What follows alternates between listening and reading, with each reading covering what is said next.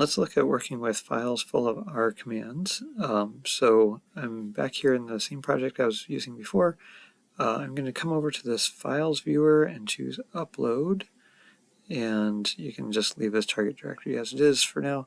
Let's hit browse here, and it'll show some folder on your own computer, and it will automatically show any R markdown files, RMD. So let's just say upload that.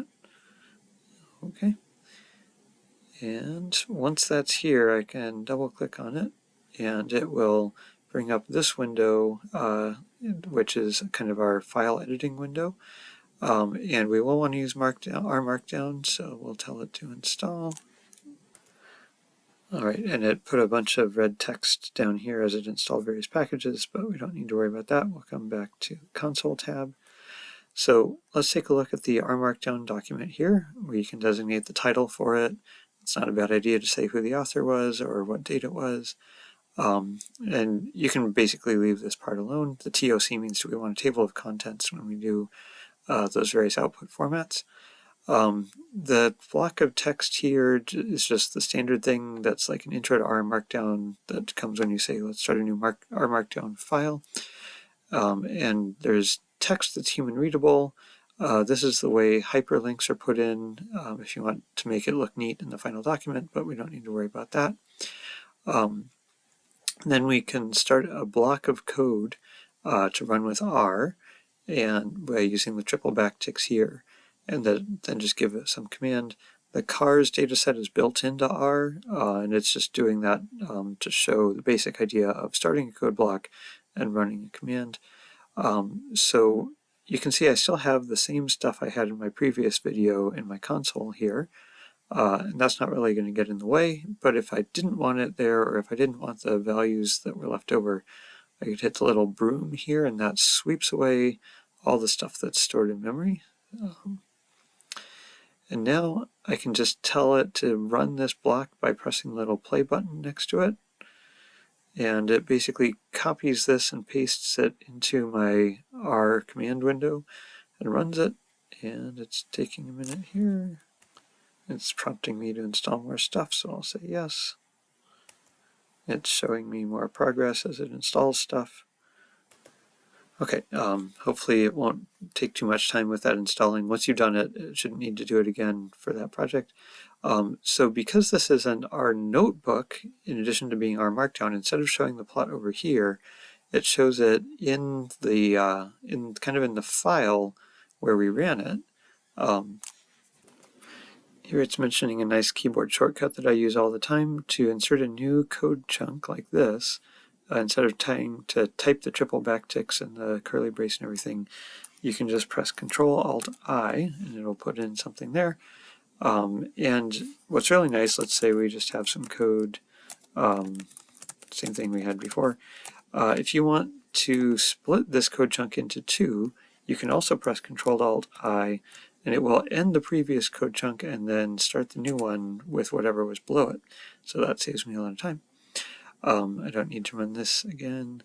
The next section here is about some basic R calculations, which we pretty much already talked about in the previous video, but it's a chance to say if you want to start a new header or a new section in the text of the R Markdown, you can put a hashtag or number sign there, and that gives it kind of a header 1 style once you make a Word file out of it.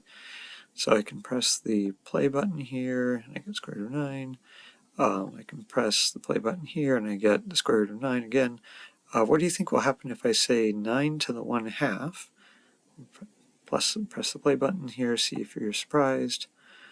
Well, it took 9 to the 1, which is 9, and then divided by 2. So you really need to protect things like that with parentheses, really think about order of operations. What do you think will happen if we say -1 squared? We get -1, even though when we say -1 squared, we should get +1. The issue there is we would have to put the -1 in parentheses before we square it to have the squaring knock out the negative. So here it's squaring the 1 and then applying the negative sign to it. I showed up here how putting a hashtag or a number sign in the text section gives you a new header, but if you do that in R code or Python code, that starts a comment, so R will just ignore anything after a hashtag like that. So now we're starting a new section. What do you think you'll get if you ask for sign of 0? You get 0. R, like most professional software, uses radians, so what do you think if you ask for sign of pi, which mathematically should be 0, but we don't get quite 0 because this isn't quite pi. That's pi to as many digits as could possibly be stored, maybe actually a little more, but we get a little bit of round-off error. Basically, this is 1.2 times 10 to the negative 16th. Anytime you see things like 10 to the negative 15 to 10 to the negative 16, that's probably due to round-off error. Sometimes it's more like 10 to the negative 7, 10 to the negative 8th, and we can talk more about the math of that some other time. We already talked about getting help here. If you just type pi, you get, now it's only showing it to 7 digits here, but it actually knows it to about 15 digits. It's just set to automatically round its output to 7 digits.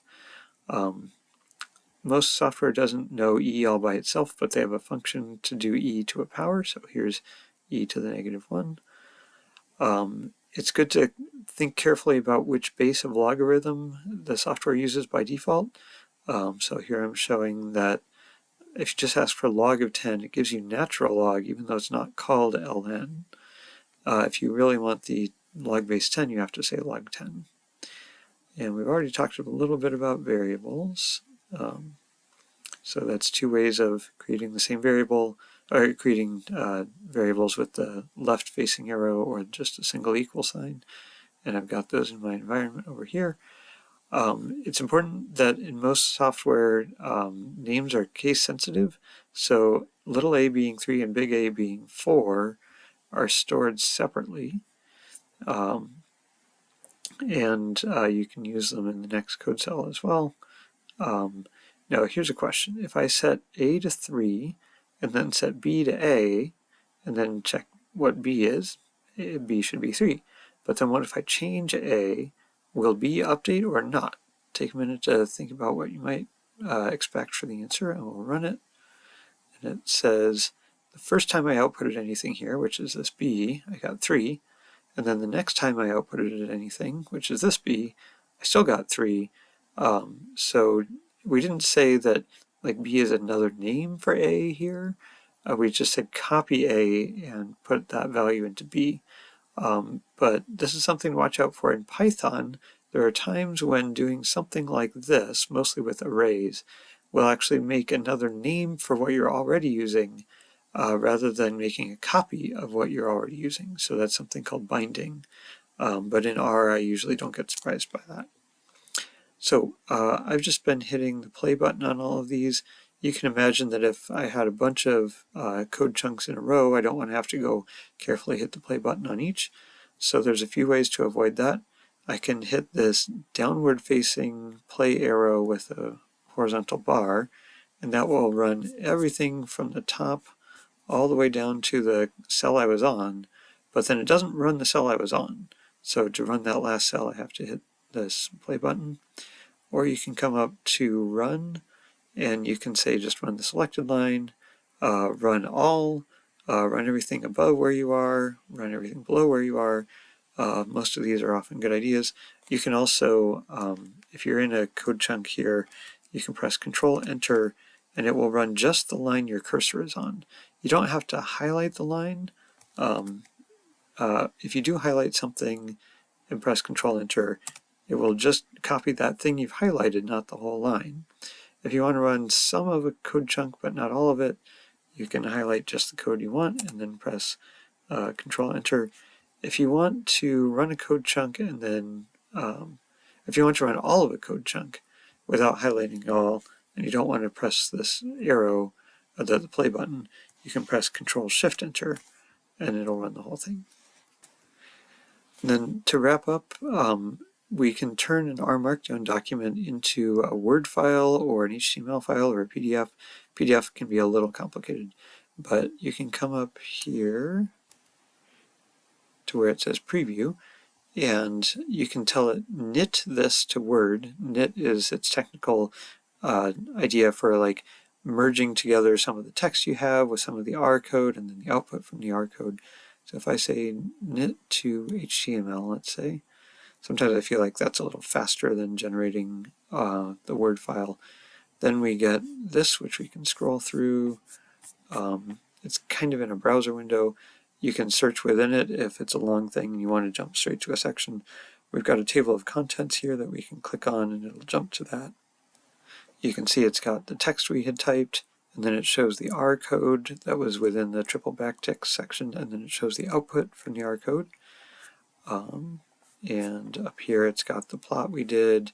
This is now a hot link where before it had been the URL to go to and then the text to show instead of that URL as a hot link, like that. So that's knitting to HTML. You can also knit to a Word file, and it will show you here all the stuff it's doing. It says it's finished rendering, but if you're in RStudio or Posit Cloud through the web interface, you have to download the file and then open it in Word. Let's see, here we go. So open file, and then it starts up Word. So this is something you might want to email to someone, for example. It's easier to email than the HTML view. So that's it for this intro. Next time we'll try something fancier.